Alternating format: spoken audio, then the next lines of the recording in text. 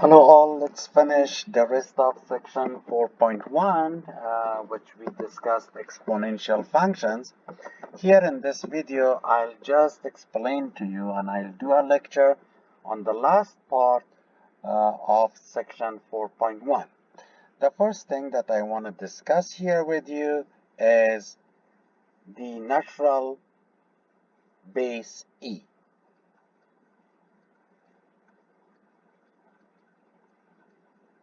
The natural base e.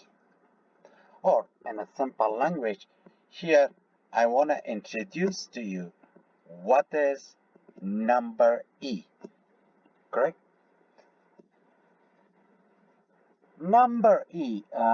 Number e is a decimal number which the value of e is equal to 2.7, approximately I can say 2.71.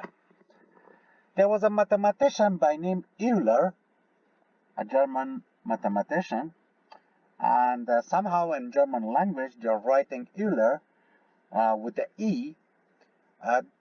He is the man that actually he found the natural number E, correct? And because of that, they named this number E because of his name. Or some people say because it's an exponential number, we call it E. But anyway, the value of E is equal to 2.71. But how we get this? Actually, your E is equal to 1 plus 1 over n to the power of n. Here, as your n is increasing, is approaching to infinity, correct? Your E is coming closer or approaching closer and closer to 2.71. It's really interesting. If you plug in here different numbers, for example, first time plug in N1, next time plug in N2, next time plug in N3. Let's do few of them. For example, E equals 1 plus 1 over, I'll plug in N1. 1 to the power of 1. Then E equals 1 plus 1 all to the power of 1, which gives you E equal 2. Next time, if I put N equal 2, and if I plug to this equation, it gives me 1 plus 1 over 2 to the power of 2, which gives you 1 plus 1 to the power 1 half gives you 1 half, or I can say 3 halves, right? 3 halves to the power of 2. And if I square this, it gives me 9 over 4. And if you divide 9 by 4, it gives you 2.25. You see the first one is 2. As n is approaching to positive infinity, this number is approaching to 1, to 2.71. Next time, if you plug in here, for example, n equal 10, correct? You will see when you plug in n equal 10, your E will become 2.59 if you calculate, right? I don't want to do this calculation for you. Just know that what is number E? What is natural number E? Number E is a very interesting and important number when we are dealing with exponential functions. Some of exponential functions, they are in the form of f of x equals e to the power of x. This is one of the main exponential functions that soon, if you go to different levels of mathematics like upper division, we will discuss this number there really in detail. But right now, just understand what is the value of number E. The value of number E is 2.71, correct? The next topic that's discussed in your book is compound interest.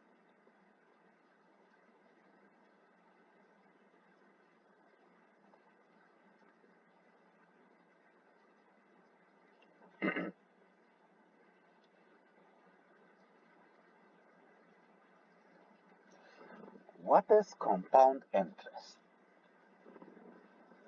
When you have some money, correct? Which here we call it principal.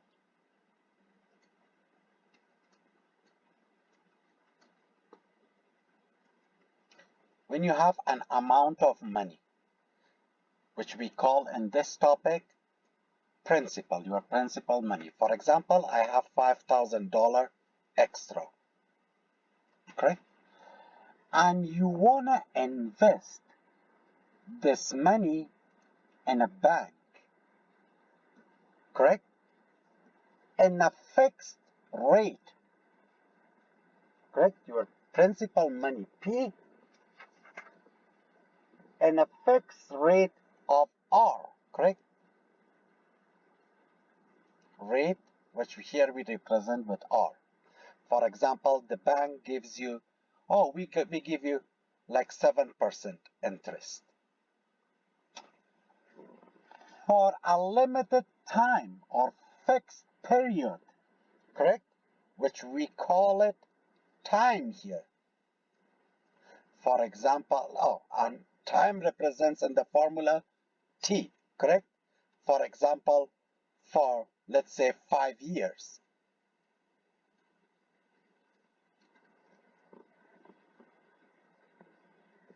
And the bank will say to you that they will compound your money, and they give you different options every month, quarterly, semi-annually, yearly, correct? Or maybe even daily, correct? Which here N represents the number of compounding periods per year. Let me put first here number of compounding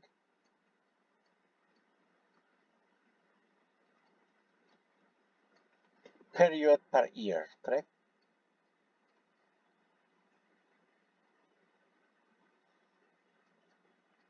Periods, let me clean this, per year,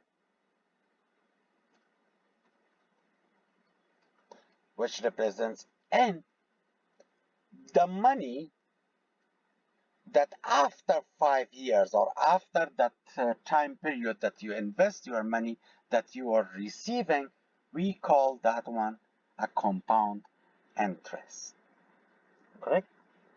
And the main formula that you are using now in this topic is A equals P parentheses 1 plus R over N to the power of N times T.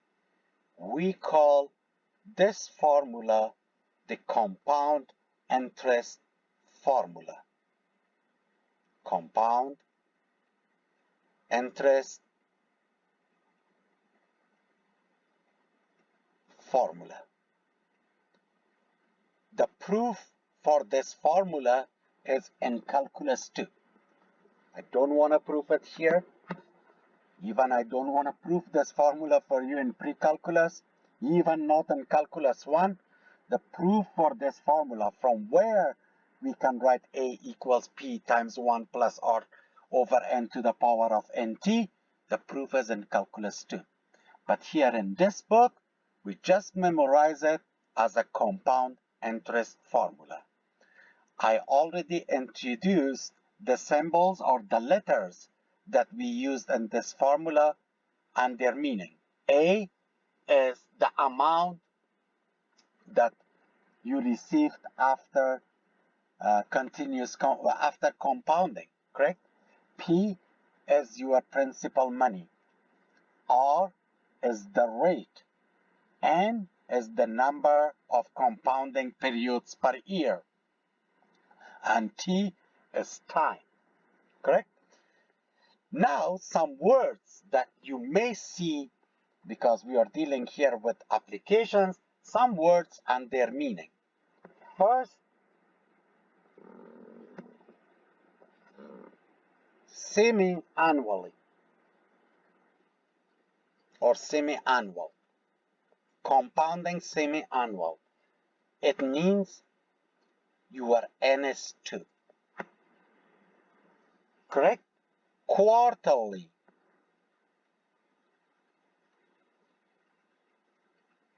It means you are NS4. Because 1 year, if you divide 1 year, it gives you 4 quarters, correct? Monthly means you are NS12. And daily, it means you are NS equal 365.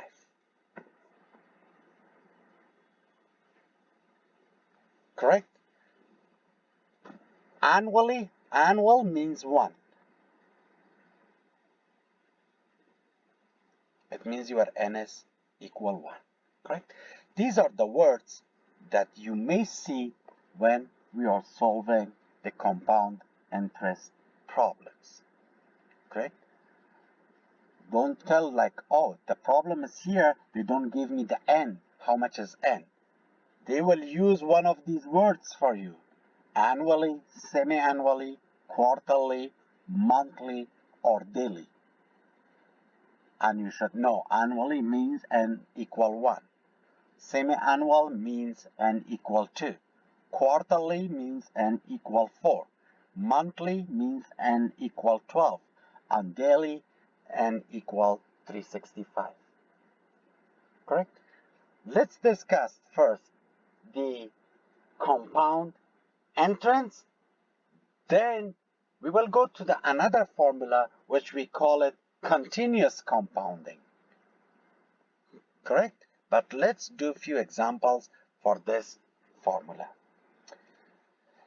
Example number 1. I don't want to write a lot here, but I'm making an example, just listen.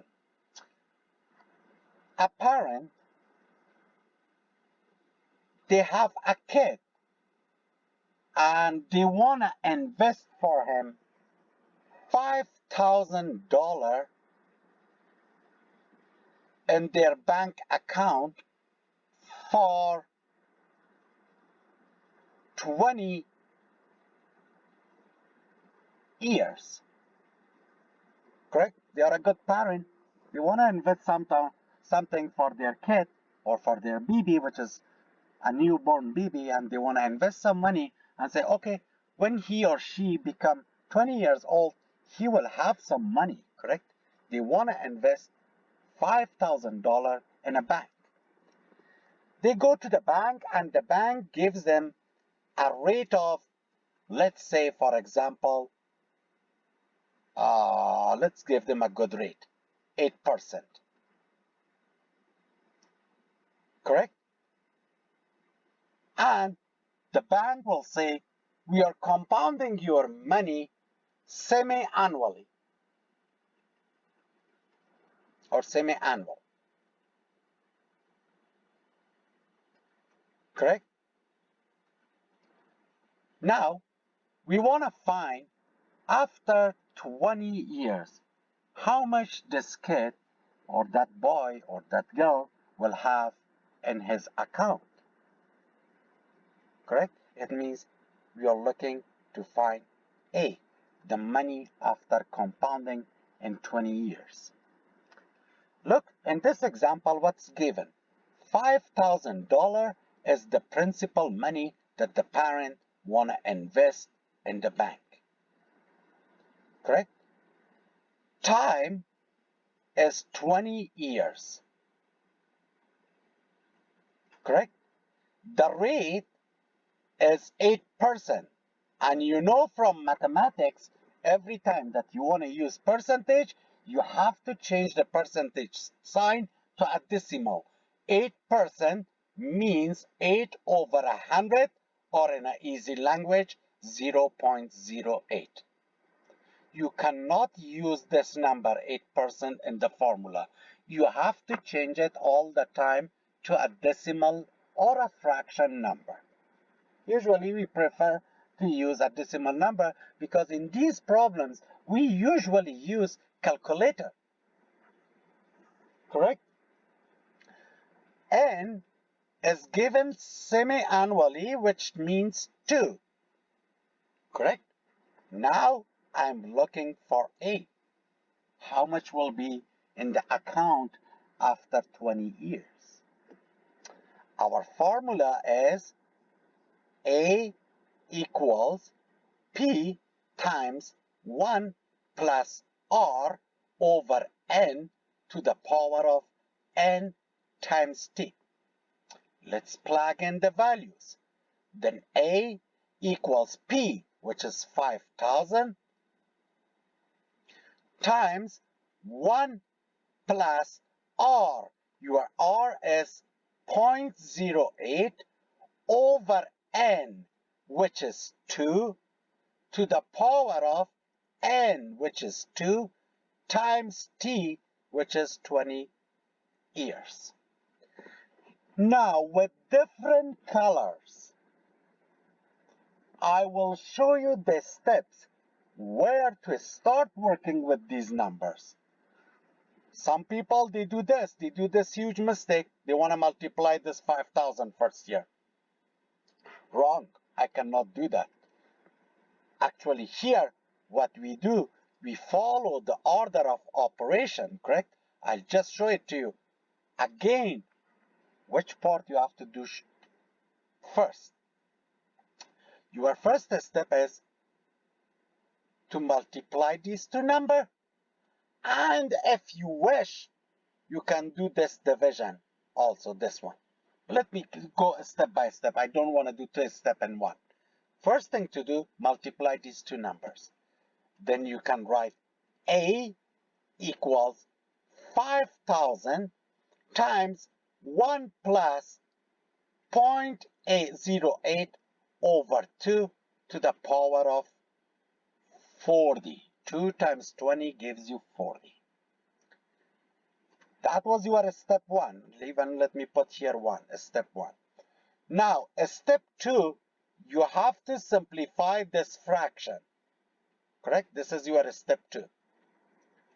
Then A equals 5,000 times 1 plus, let me open a calculator here. It should gives you 0.04, right? But let me show you in a calculator.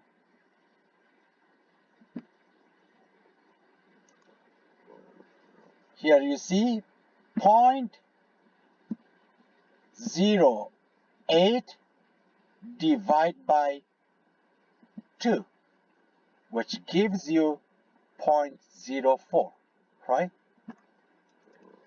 Then 1 plus 0.04 to the power of what? 40. Now, where to deal with? Your next step, add this two number, please.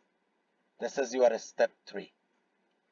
Then you can write A equals 5,000 times 1 plus 0.04 gives you 1.04 to the power of 40. Correct? Now, step 4, raise this number first to the power. That's your step 4, correct? Then you can say A equals 5,000 times, let's raise this number to the power of 40. Again, calculator. 1.04. Look in your calculator, you have x to the power of y, or you have y to the power of x, or x to the power of an empty box. That is raising this number to the power, correct? I'll push this button and I'll write 40, which is equal Wow, look at this decimal number, correct? Look at this decimal number. 4.801020627936650273820, and still it's continuous. You may think here that, okay, it's a very long decimal. I will round off and I'll write this as a 4.9. No, please do not do that. If you are working in a bank and you round off the number here, people can sue you. You can lose your job. Correct? Because it's a lot of money. Even the last digit, which is 6 after decimal, it's really a small amount. You can't see even that one. But when it comes to a big account, big money, it creates a lot of money, right? You cannot round off in this stage. That's why I didn't close the calculator. I don't want to write the number there. Immediately after you raise the number to this power, multiply it with your principal money times, my principal money was 5,000, correct? And equals now 24,005.10. A equals 24. What was the number? 24,005.10.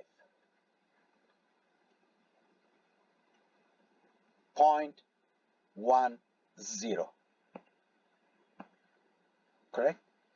And the last step, yes, go round it off because it's the last step, and after the decimal it shows cents. Correct? You are allowed to do round off in your last step. Now, how much money is this? This one is actually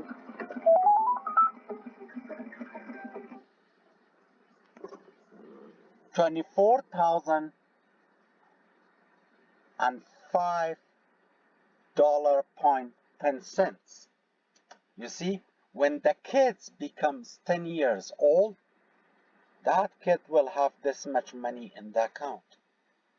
If the parent invests 5,000 with a given rate in the bank for 20 years. Correct? We call this topic the compound interest. There are some examples also in your book that you can practice with.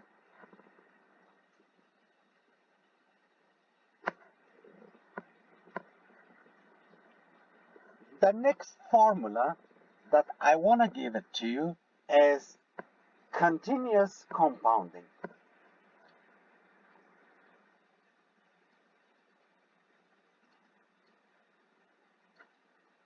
Continuous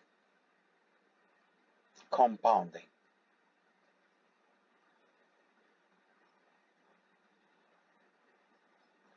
In the previous lecture, we just compounded annually, semi-annually, monthly. But in this topic, we are talking about continuous compounding. Correct?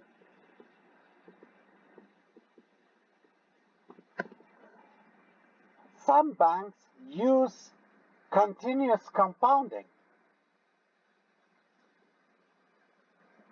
It means that the number of compounding periods increases infinitely. Correct?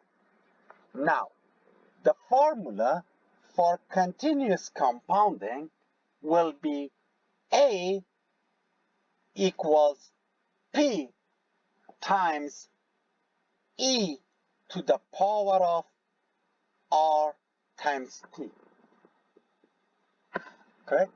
We call this formula continuous compounding. I'm not going to do an example on this formula because I will not include this formula in your test, but it's really easy to understand that still you have your principal money, which is P, still you have the rate, and still you have the time, how many years. Instead of 1 plus R over N, instead of this, now they are using E. Correct? Because I just introduced number E to you as a base. But anyway, we are leaving this formula for future.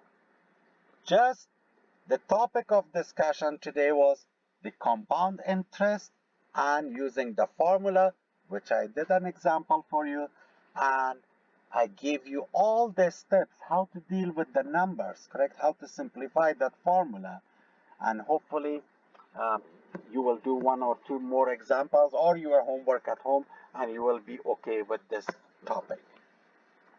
I will stop the lecture here and see you all in section 4.2.